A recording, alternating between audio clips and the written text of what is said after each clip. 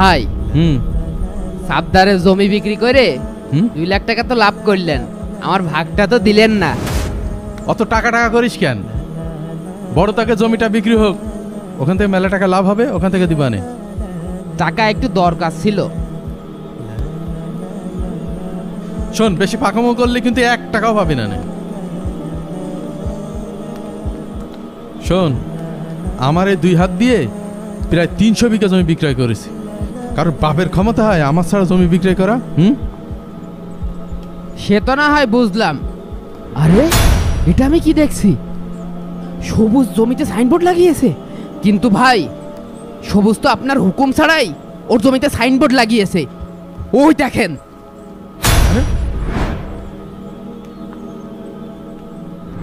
সবুজের এত বড় কলিজা, আমার হুকুম ছাড়াও জমি বিক্রয় করবে? দাঁড়াও দেখছি। হেই, সাইনবোর্ড ভেঙে ফেলা।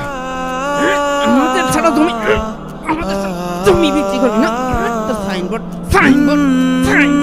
সাইনবোর্ডের দোষটি গিলাই। শয়তান, আমার না জানিয়ে জমি বিক্রয় করা দেখাচ্ছে মজা। সাইনবোর্ডের মতন সবুজকে আজকে ফাতা ফাতা করে ফেল দেবো। বুড়ো করে ফেলা। আমার হুকুম ছাড়াও জমিতে সাইনবোর্ড দেয়।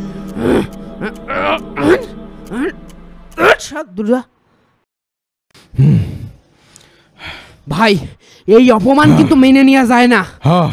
চল, এখনই সবজির বাড়ি চল। চলেন ভাই, আমি কিন্তু সবজির কান মুখ ঝুড়িয়ে দিবা না কিন্তু। না না না, মাথা ঠান্ডা কর। ও দেখছি যাই, তুই দেখ না আমি ওর কি করি।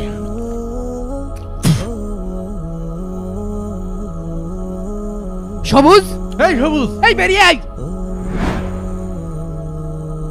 কি হয়েছে সাত্তার ভাই? কি ব্যাপার?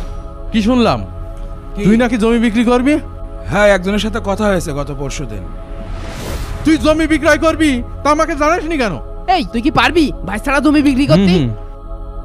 বুঝলাম না, আমার জমি আমি বিক্রি করবো, তা আপনাদের মতো দালালের জানানোর প্রয়োজন তো আমি দেখছি না। আমিও দেখি তুই আমার ছাড়া কিভাবে জমি বিক্রয় করতে পারিস। আচ্ছা ঠিক আছে, আমি 3 দিনের ভিতরে জমি বিক্রি করে দেখাবো। এই আয়, আমি ওর পরে দেখছি। তুই যদি জমি বিক্রয় করতে পারিস তাহলে আমি কান কেটে কুকুর দিয়ে খাবো। খালি কলসি এমন বাজে বেশি। ভাই, সবুজ কিন্তু আপনার সাথে চরম লেভেলের বেয়াদবি করলো। হ্যাঁ, ঠিক কইছিস। এই সবুজ যার কাছে জমি বিক্রয় করছে তার বাড়ি চল। ঠিক আছে ভাই, চলেন। ভাই, ওই জমি যদি আমরা বিক্রি করতে পারতাম তাহলে কিন্তু 10 লাখ টাকা লাভ করতে পারতাম। ভাই, আমরা যেহেতু জমি বিক্রি করতে পারলাম না, সেহেতু ভাই আমরাও খাবো না, ওরও কিন্তু খাতি দেব না। কি বলেন? ওর আমরা এমন শিক্ষা দেব যাতে আর কোনোদিন এ কাজ না করতে পারে। বলেছেন ভাই।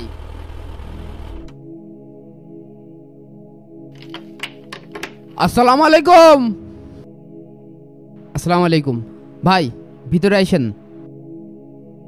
আসসালামু আলাইকুম। ওয়ালাইকুম আসসালাম। ভাই, আপনার সাথে একটা গুরুত্বপূর্ণ কথা বলার জন্য আসছিলাম। শুনলাম আপনি নাকি ব্যাপারী পাড়ায় জমি দেখতে গিয়েছিলেন। হ্যাঁ, গিয়েছিলাম। জমি দেখে ও দামাদামি করে এসেছি। কাকা, আপনি যে জমি দেখতে গিয়েছিলেন ওই জমিতে তো বড় একটা ঝামেলা রয়েছে। ঝামেলা?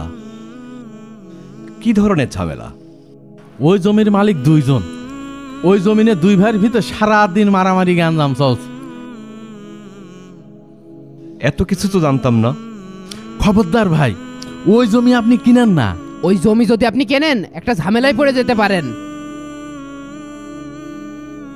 তাহলে এখন জমি কোথায় পাবো? ভাই, আপনি কোনো চিন্তা করেন না, এমন জমি আমাদের অনেক আছে। আমার তো রাস্তার পাশে জমি দরকার। কাকা, আমাদের কাছে সুন্দর সুন্দর রাস্তার পাশে জমি রয়েছে। আপনি এই কার্ডটা রাখেন, কালকে বিকালে এই ঠিকানায় চলে এসে নেন।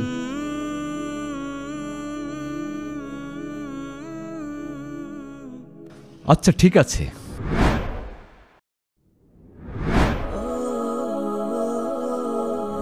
ড্রাইভার, এখানে গাড়ি থামাও। যাক, ভাই চলে এসে। ভাইয়ের ভালো করে ঠিকঠাক বুঝাতে পারলি কেল্লা ফতে। আসেন কাকা। আসসালামু আলাইকুম।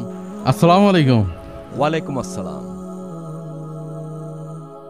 রাস্তার পাশেই তো, জমিটা দেখলে আপনার পছন্দ হবে। কাকা, আপনাকে এই জমির কথাই বলছিলাম। মনে হচ্ছে মুরগি লাইনই চলে আসছে। হ্যাঁ, জমিটা সুন্দর, রাস্তার কাছেই, খুব একটা দূরে না। জমিটা কার? ভাই, এই জমিটা আমার এক ভাইয়ের। সে আমাকে এই জমিটা বিক্রয় করার দায়িত্ব দিয়েছে। ও আচ্ছা, কিন্তু এখানে শতক কত করে? আপনার সাথে আর কি দামাদামি করব। এই জমির মালিক আমাকে অনেক বেশি দামে বিক্রয় করার কথা বলেছে। আপনি কাছের মানুষ, 11 করে দিন। ঠিক বলছেন। এখানে জমির এত দাম? কাকা, বোঝেন না, রাস্তার পাশের জমি, আর সাথেই তো পাসপোর্ট অফিস, দাম তো একটু বেশি হবেই। তারপরেও দাম একটু বেশি হয়ে যাচ্ছে। আমি 8 লাখ হলে জমিটা নিতে পারি। কি 8 লাখ? 8 লাখ হলে তো লাভ হবে না বেশি? ভাই, লস হচ্ছে না, দিয়ে দেন। ঠিক আছে, আপনি ভাই মানুষ, আপনার কাছে না একটু লস করলাম। ঠিক আছে, তাহলে জমির রেজিস্ট্রির ব্যবস্থা করুন।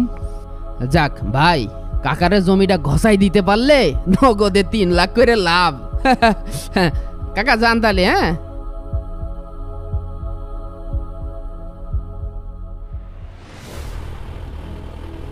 আবুল, আরে ও আবুল চা, কই আবুল চা? কে? ও সাত্তার ভাই, জমিটা বিক্রি হলে এবার ছেলেটাকে বিদেশ পাঠাবো। আমার জমির কি ব্যবস্থা করলেন ভাই? তোর জমি সর্বোচ্চ দামাদামি করার পর 5 লক্ষ টাকা দাম দিয়েছে। এত কম? আবুল চা, ওইখানে তো 5 লাখ করেই শতক চলছে। কি আর করব বল, আশপাশের জমি 5 লাখ টাকা করেই যাচ্ছে। কি আর করার ভাই, টাকা পয়সাও খুব দরকার। দেন, বিক্রি করে দেন। ঠিক আছে, তুই আগামীকাল 10টায় ভূমি অফিসে চলে আয়। আর আমার কমিশনের কথা মনে আছে তো? হ্যাঁ ভাই, মনে আছে। ঠিক আছে ভাই, এত বড় রেস্টুরেন্টে জীবনে প্রথমবার আসলাম। কথা কম বলে খা। ভাই, এই ভাত খেয়ে যে আরাম পাচ্ছি।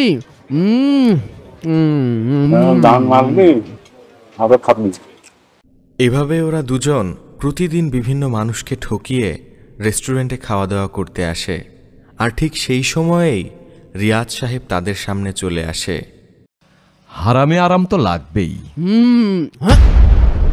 কি হয়েছে, এভাবে তাকায় আছিস কেন? আরে, ইনি এখানে কি করে? কি হবে আবার? আপনারা দুজন মিথ্যা বলে আমাকে ঠকিয়েছেন। এত বড় ধোকা দেবেন আমি ভাবতেও পারিনি।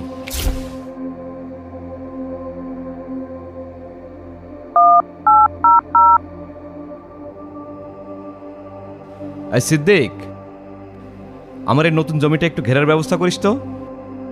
আর এখানে একটা সাইনবোর্ড আছে, এটাকে তুলে ফেলার ব্যবস্থা করিস। আচ্ছা ঠিক আছে। ভাই, এ জমি কি আপনি কিনেছেন? হ্যাঁ, তবে দাম একটু বেশি পড়ে গেল মনে হয়। কি বলেন, কত করে কিনেছেন? 8 লাখ টাকা। বলেন কি, এ জমির মালিক তো আমি ছিলাম। আমি তো 5 লাখ টাকা করে বিক্রি করেছি। বলেন কি? ওরা তো আমার কাছে 11 লাখ টাকা করে চেয়েছিল। আপনি নাকি আরো বেশি বিক্রি করতে বলেছেন। সব মিথ্যে কথা ভাই, ওরা আপনার আমার দুইজনেরই ঠকাইছে। এই জন্য ওরা আমার সাথে আর দেখা করেনি। আমি আরো চেয়েছিলাম ওদেরকে কিছু বোনাস দিতে। দেখছি, দুটোকে দেখছি আমি। আজকাল আর কারোর পরেই বিশ্বাস করার কায়দা নেই। আপনি হারাম কোথায় দেখছেন? এটা তো ব্যবসা। আর রাখেন আপনার ব্যবসা।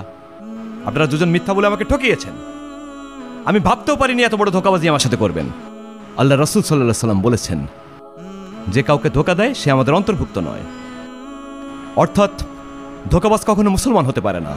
আজকাল জমি বিক্রয়ের দালাল, টাউট, বাটপার, প্রতারকদের প্রতারণা তো আছেই। বিশেষ করে শহর, উপশহর শহরের আশেপাশের এলাকায় এই ঝুঁকিগুলো সবচেয়ে বেশি, আর এই রকম দালালদের হাতে পড়ে জমি বিক্রয়ের ক্রেতারা ধোঁকাবাজদের শিকার হয়ে ক্ষতিগ্রস্ত হচ্ছে। তাই ক্রেতাদেরকে সাবধানতা অবলম্বন করার অনুরোধ রইল।